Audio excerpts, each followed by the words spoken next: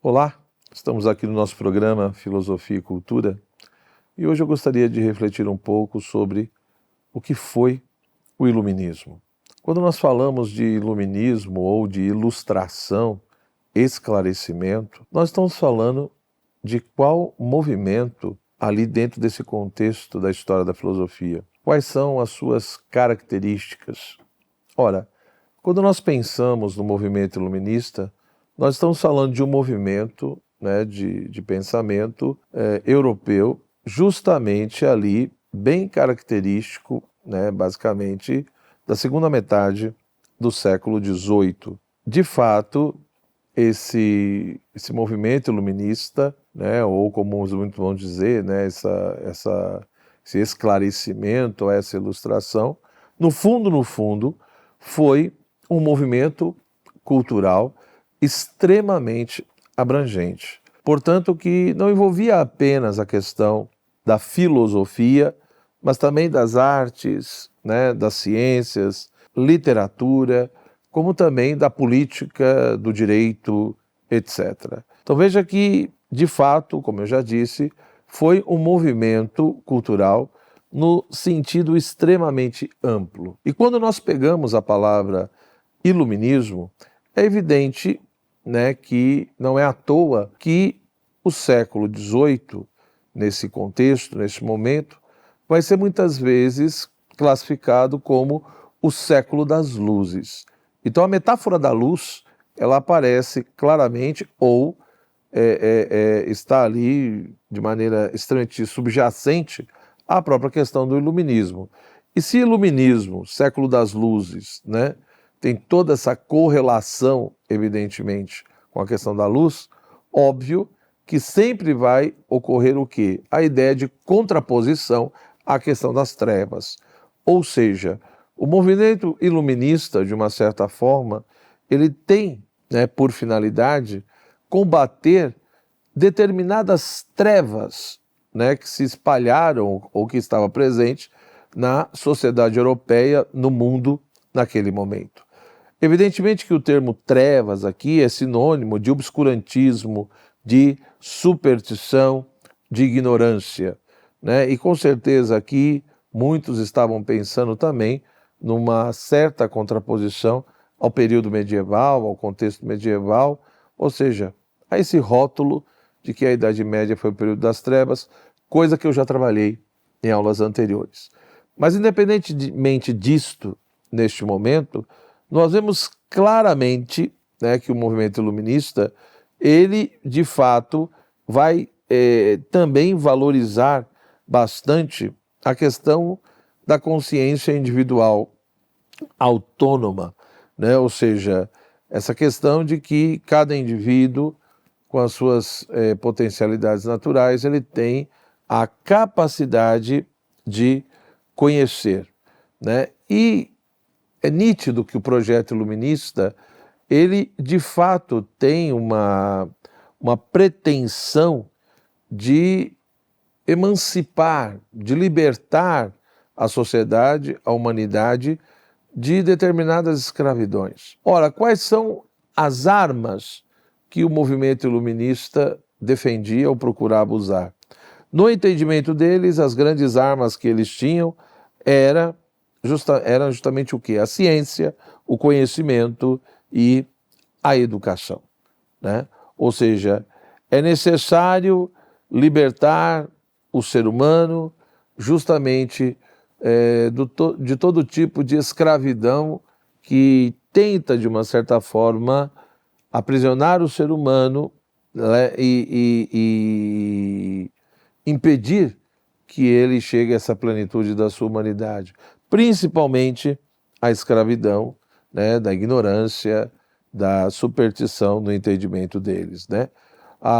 Um grande exemplo disso foi justamente o projeto enciclopedista, né? A grande questão da enciclopédia, como eles diziam, né? A enciclopédia seria uma tentativa de sintetizar todo o saber estabelecido, conquistado na época, procurando realmente fazer com que todas as pessoas tivessem acesso a isso daí. É óbvio, é evidente, né, que por trás desse tipo de pensamento ou de projeto emancipatório está presente ali um pressuposto que, de uma certa forma, vai procurar fundamentar tudo isso. O pressuposto elementar dos iluministas era justamente a ideia de que todos os homens são dotados de uma luz natural, né? Todos os homens são dotados de uma certa racionalidade e, portanto, a grande função da ciência, da educação, da filosofia seria justamente colaborar, permitir que essa luz natural seja posta em movimento, seja posta em prática e, portanto, ajudando a remover todos os obstáculos que, de uma certa maneira, atrapalham o exercício dessa luz natural. Porque, de fato, do ponto de vista iluminista, uma questão se coloca. Se essa luz natural realmente existe, essa luz natural da razão, se todos os homens são portadores de uma certa racionalidade e têm essa capacidade de conhecer o real, por que que o ser humano muitas vezes não utiliza isso? Por que que ele não progride? Por que ele se sente preso, né, impossibilitado ou escravo e submetido a tantas coisas? Ora, no entendimento dos iluministas, a grande questão que deveria se fazer, ou a grande preocupação deles, era justamente formar o indivíduo, formar um novo indivíduo, capaz realmente de usar, de exercitar essa luz natural, essa racionalidade, né? Portanto, é óbvio que também, junto com isso, a gente vê que está presente ali também a noção, a ideia de progresso, principalmente de progresso racional, ou seja, por intermédio da formação do indivíduo, né, nós vamos, de uma certa maneira, adquirindo esse progresso racional da humanidade. Mas veja que, para atingir esse progresso racional da humanidade, seria preciso fazer com que desapareça, seria preciso admitir quais são as coisas que atrapalham esse progresso. Em primeiro lugar, admitir e reconhecer quais são essas coisas. E do ponto de vista dos iluministas, a coisa que mais atrapalharia seria a religião. Principalmente quando eles falam em religião, estão pensando aqui na questão da Igreja Católica, o fato dela, enfim, procurar interferir na consciência das pessoas, né, e de uma certa maneira querer que as pessoas se submetam a uma autoridade, ao modo de pensar e de ver o mundo e, portanto, abrindo mão ali da sua própria luz natural, da sua própria razão. Por isso que, não todos, mas muitos pensadores iluministas vão ser profundamente anticlericais.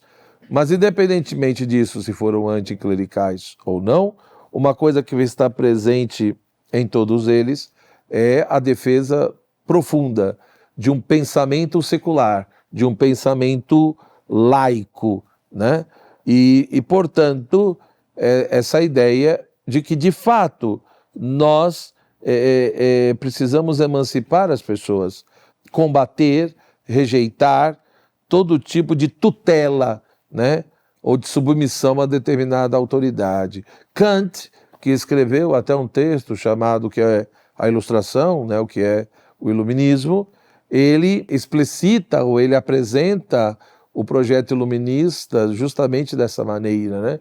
Ou seja, essa passagem da minoridade para a maioridade.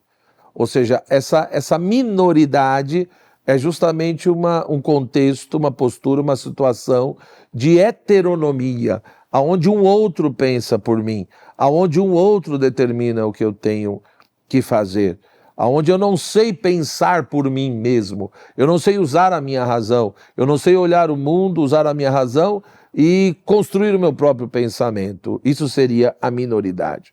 E a maioridade, portanto, é justamente isso, né? Ousar pensar por si mesmo, usar a própria razão, não ficar submetido né? Não permitir que o seu pensamento seja tutelado, mas que você tenha realmente um pensamento livre, que você pense por si próprio. Então, de fato, esses são todos os pontos, né, que nós encontramos nos iluministas, como um Rousseau, ou um Montesquieu, ou um D'Alembert, ou um Kant, né, ou mesmo um Hume, e tantos outros que eu nem estou citando aqui.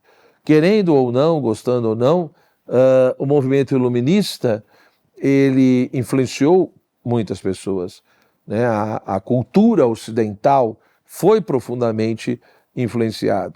Muita coisa que vem depois, no século XIX, no século XX, de uma certa maneira, principalmente no XIX até o início do XX, é um desdobramento, muitas vezes, desse projeto iluminista, dessas ideias. Evidente que, analisando, olhando tudo isso, tem muitos elementos positivos. Quem vai ser contra a liberdade de pensamento? Quem vai ser contra o fato de você estimular e aprender, né, a pensar por si mesmo, a ter um pensamento livre, né, a saber analisar as coisas, né, entender que a educação, a ciência, a filosofia devem colaborar, né, para o exercício, para o desenvolvimento dessa luz natural. Mas talvez o grande problema do iluminismo, o grande problema, foi reduzir o ser humano a determinados aspectos. Achar que o ser humano é simplesmente a sua razão. Achar que o ser humano é simplesmente essa luz natural da razão. A tal ponto que alguns chegavam a dizer, né, que tudo deveria passar pelo tribunal da deusa razão. E talvez aí esteja o grande problema. A questão não é valorizar a razão, a questão não é saber usar a razão, né, e de fato ser fiel à própria natureza racional que nós temos. A questão talvez, e que nós precisamos questionar e refletir, seja essa absolutização da razão, esse endeusamento da razão, e achar que o ser humano, né, vai melhorar, ou seja, eu vou ser um ser humano melhor e vamos ter uma sociedade melhor simplesmente através do uso da razão ou, né, do progresso da ciência ou da filosofia.